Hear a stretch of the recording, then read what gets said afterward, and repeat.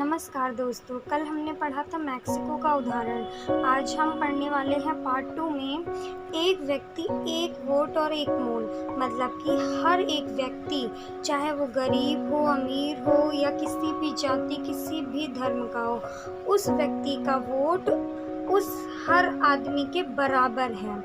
हालांकि विश्व के ज़्यादातर लोकतांत्रिक देशों ने सार्वभौमिक वयस्क मताधिकार के सिद्धांत को स्वीकार कर लिया है, परंतु आज भी विश्व के अनेक देश हैं जिसमें लोगों को समान मत का देने का अधिकार नहीं है, जैसे कि सऊदी अरब।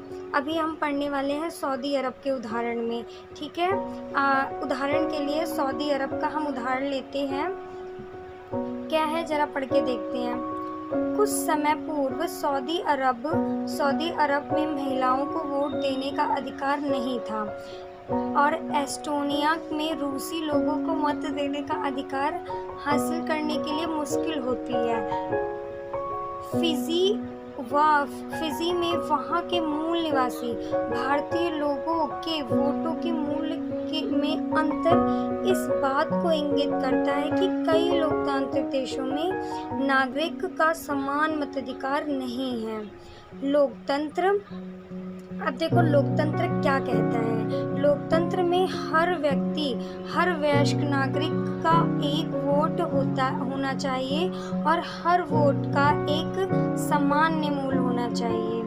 कानून का राज्य, अधिकार और आदर, मतलब कि इसका क्या मतलब है।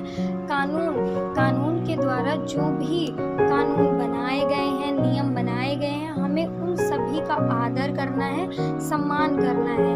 उदाहरण के लिए देखिए, जिम्बाब्वे में 1980 में आज़ादी प्राप्त होने के बाद से ज़्यादातर समय रॉबर्ट मुगाबे का शासन रहा। यहाँ पर देखो कानून तो है, पर यहाँ पर एक ही व्यक्ति शासन कर रहा है आज़ादी के बाद भी। रॉबर्ट मुगाबे वह एक लोकप्रिय नेता रहे हैं इसी वजह से, परंतु चुनाव जीतने के लिए हर प्रकार से मीडिया, न्यायपालिका और उस संस्था को दबाया जिन्होंने उनकी सरकार का विरोध किया। इस प्रक्रिया में कई बार लोगों के बुनियादी अधिकारों का भी अतिक्रमण हुआ है। मतलब कि ये हर बार जीतते तो रहे हैं, लेकिन जो भी इनके विरोध में खड़ा होता था ये हमेशा उसको मार देते थे, गिरा देते थे या उसको खड़ा ही नहीं होने देते थे। इसीलिए ये बार बार जीत जा रहे थे।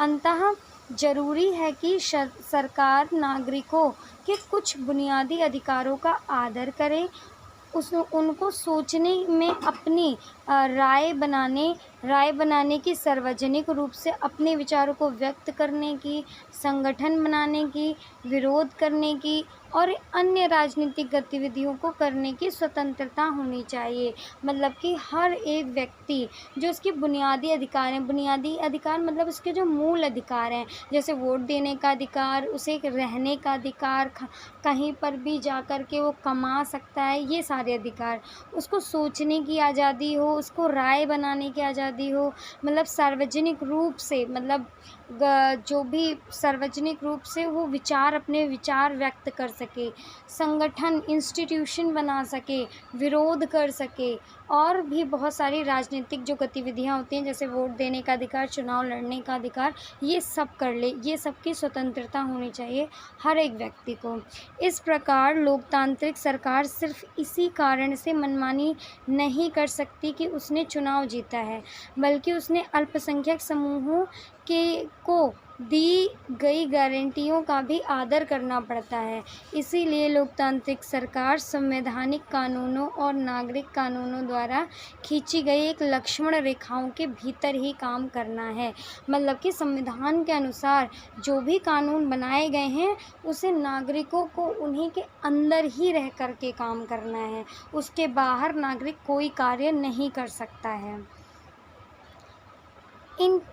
इन परिभाषाओं का क्या सारांश है, अब देखो हम परिभाषा एक बारी पढ़ लेते हैं। जैसे कि लोगों द्वारा चुने गए शासकों द्वारा ही प्रमुख फैसले किए जाते हों। चुनाव लोगों के लिए निष्पक्ष अवसर और इतने विकल्प उपलब्ध कराता है कि चाहे मौजूद शासकों को बदल सकते हैं। मतलब कि चुनाव लोगों को चुनाव किस लिए करवाए जाते हैं कि अगर एक सरकार लोगों को नहीं पसंद आई है तो वो अगले वोट में उसको हरा सके और जो उनके मनपसंद का नेता है वो उसको जिता सके, इसीलिए हर बार चुनाव करवाए जाते हैं। और यह विकल्प और अवसर सभी लोगों को समान रूप से उपलब्ध होता है। ये हर एक व्यक्ति को ये उपलब्ध और मतलब ये अवसर उपलब्ध कराया जाता है कि वह चुनाव लड़ सके, उसे हर अवसर दिया जाता है। इस चुनाव में से बनी सरकार संविधान द्वारा बुनियादी कानूनों और नागरिकों के दायरे को मानते हुए काम करती है। अब हम लोकतंत्र की मुख्य विशेषताएं पढ़ लेते हैं। क्या विशेषताएं हैं? ये सबसे इम्पॉर्टेंट हैं लोकतंत्र की विशेषताएं। पहली बात, नागरिकों को भाषण देने व विचार व्यक्त करने का पूर्ण अधिकार, स्वतंत्रता होनी चाहिए और स्वतंत्र व निष्पक्ष चुनाव होने चाहिए। ये नहीं कि एक व्यक्ति बेचारा इतनी मेहनत करके वोट लड़ रहा है, चुनाव लड़ रहा है, लेकिन कोई दूसरा व्यक्ति जो है वो अपने बल और धन का प्रयोग करके और वो अपना चुनाव जीते जा रहा है। तो इसीलिए हमेशा चुनाव कैसे होने चाहिए? स्वतंत्र और निष्पक्ष होने चाहिए। निष्पक्ष जो कोई किसी का पक्ष ना ले सके, कहीं पक्ष लेके और उसको जिता दें और जो मेहनत कर रहा है, जो काम करना चाहता है वो हार जाए। इसीलिए राजनीतिक दलों को स्वतंत्र रूप से काम करने की आज्ञा होनी चाहिए। जो पार्टियां होती हैं वो स्वतंत्र रूप से काम कर लें, इसकी भी आज्ञा उनको होनी चाहिए। व्यापारियों और व्यापारिक संघ स्थापित करने की पूर्ण स्वतंत्रता होनी चाहिए, मतलब कि बिजनेस लगाने के लिए और इंस्टीट्यूशन बनाने के लिए भी स्वतंत्रता होनी चाहिए। प्रेस को तो पूरी ही आज़ादी होनी चाहिए। हमारे देश में प्रेस तो मीडिया जो है वो बहुत ही स्वतंत्र है। गैर लोकतांत्रिक सरकार के अब कुछ लक्षण पढ़ लेते हैं। अभी हमने लोकतंत्र में पढ़ा क्या क्या होता है, अब हम पढ़ लेते हैं जहाँ लोकतंत्र नहीं होता वहाँ कैसे होता है। वहाँ पर लोग सरकार की और उसकी नीतियों की आलोचना नहीं कर सकते। अगर सरकार कोई भी गलत काम करे, कुछ भी करे, उसकी जनता उसकी आलोचना कर ही नहीं सकते। शासनकर्ता सर्व होता है, मतलब कि जो वहाँ का शासन करता है, वो जो नेता होता है वही सबसे ऊपर होता है, वो एक राजा की भांति होता है। वो जो कह देता है उसको कोई भी वो अस्वीकार नहीं कर सकता।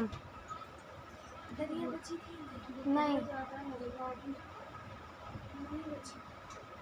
तो मम्मी खाती है दलिया, आज जल गई थी ना, इसी वजह से। अब मैं ऊपर ही बैठ जाऊँ।